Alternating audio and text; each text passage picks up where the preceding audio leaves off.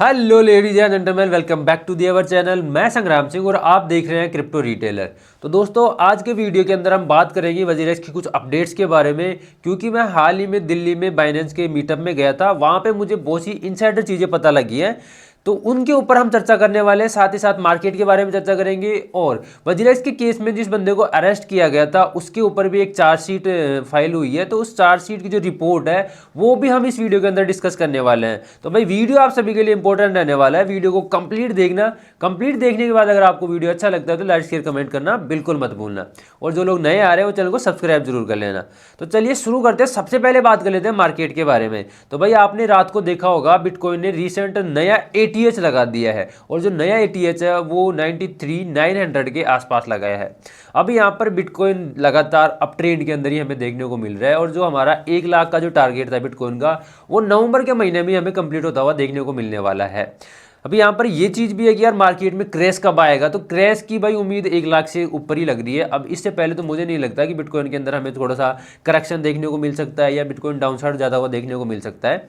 सारी की सारी चीज़ें यही इंडिकेट करिए कि बिटकॉइन हमें 1 लाख से नीचे तो अब दिखने वाला नहीं है, ऊपर ही देखने को मिलने वाला है। उसके बाद भले ही शायद हमें करेक्शन देखने को मिले और बिटकॉइन की प्राइस शायद हमें डाउनसाइड जाती हुई देखने को मिले, लेकिन अभी बिटकॉइन अप ट्रेंड में है और ऊपर जाने वाला है। और बात करें वजीरेक्स के बारे में, तो भाई हमें कुछ समय पहले देखने को मिला था कि वजीरेक्स ने बाइनेंस के ऊपर एलिगेशन लगाए थे कि बाइनेंस से कुछ चीज़ें हैं, हमारा जो कॉन्ट्रैक्ट था वो क्लियर नहीं हुआ था, चीज़ें उलझी हुई थी। तो कुछ डाउट्स थे बाइनेंस को और वजीरेक्स को लेकर, तो यहाँ पर बाइनेंस वालों के ऊपर वजीरेक्स वाले एलिगेशन लगा रहे थे। लेकिन यहाँ पर मीटिंग में बाइनेंस टीम के साथ में यहाँ पर डिस्कशन किया तो मुझे पता लगा कि बाइनेंस का यहाँ पर कोई रोल नहीं है। अगर ये हैक हो रहा है तो वो जिम्मेदारी ओनली वजीरेक्स की है।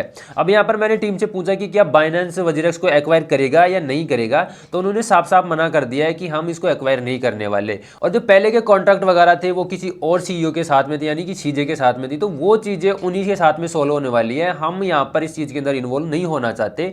और यहाँ पर जो वजीरेक्स का लॉस हुआ है, वजीरेक्स के यूजर्स का जो लॉस हुआ है, तो मैंने वहाँ पर पूछा कि क्या आप वजीरेक्स को एक्वायर करके वजीरेक्स के यूजर्स का जो लॉस है वो आप उनको देख के इसको वापस से एक रेप्यूटेड एक्सचेंज बना सकते हो, तो उन्होंने साफ साफ मना कर दिया। और बाकी चीज़ों के ऊपर उन्होंने चुप्पी रखी है, बाकी ज़्यादा चीज़ें उन्होंने क्लियर नहीं की कैसे क्या चीज़ें होंगी। और जो इनका जो पहले का कॉन्ट्रैक्ट था सीजे के साथ में, जो भी कॉन्ट्रैक्ट था उनके बारे में उन्होंने कुछ नहीं बोला।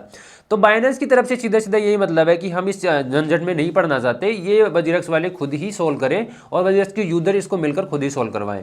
ये उन्हीं की जिम्मेदारी है, वो ही सोल्व करें इसको। और दूसरी चीज़, दिल्ली पुलिस ने इस केस के अंदर मसूद आलम को अरेस्ट किया था वेस्ट बंगाल से, तो दिल्ली पुलिस ने एक चार्जशीट निकाली है। उस चार्जशीट के अंदर मुझे काफ़ी चीज़ें पता लगी कि जो ये मसूद आलम है इसने हैक से 1 वीक पहले अपने वजीरेक्स के ऊपर यहाँ पर अकाउंट बनाया था, और वहाँ पर लगभग 1 करोड़ का अमाउंट इसने डिपॉजिट करके ट्रेडिंग भी की है और ट्रेडिंग करने के बाद विड्रॉ भी की है। अब इतना बड़ा अमाउंट अगर एक साथ किसी एक्सचेंज के ऊपर डिपॉजिट होता है तो एक्सचेंज की जिम्मेदारी होती है कि कहाँ से ये अमाउंट आ रहा है, कौन डिपॉजिट कर रहा है, इसका वेरिफिकेशन करना चाहिए कितना अमाउंट है, क्या ये कोई ब्लैक मनी तो नहीं है। तो ये चीज़ें वजीरेक्स की तरफ से चेक नहीं करी गई थी। तो दिल्ली पुलिस ने बताया कि ये चीज़ें क्यों हुई, यहाँ पर ये जिम्मेदारी थी वजीरेक्स की कि यहाँ पर इनको चेक करा जाए कौन ये अमाउंट जमा कर रहा है, कितना अमाउंट है और कहाँ से ये अमाउंट आ रहा है। तो अगर इतना बड़ा अमाउंट किसी एक्सचेंज के ऊपर डिपॉजिट हो रहा है और वो एक्सचेंज यहाँ पर कोई एक्शन ही नहीं ले रहा है, तो या तो ये हो सकता है कि ये एक्सचेंज की जानकारी में हुआ है, या फिर वो इग्नोर कर रहा है, तो वो कुछ ऐसी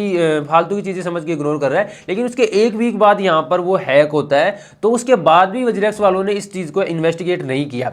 तो क्या मुझे तो ये लग रहा है कि सच में ये इनकी जानकारी में हुआ था और ये हैक भी इसी की वजह से हुआ होगा। तो आपको क्या लगता है एक बार कमेंट करके जरूर बताना। तो आई होप आज की सारी चीज़ें आपको सही से समझ में आई होंगी। मिलते हैं नेक्स्ट वीडियो में, तब तक के लिए जय श्री राम।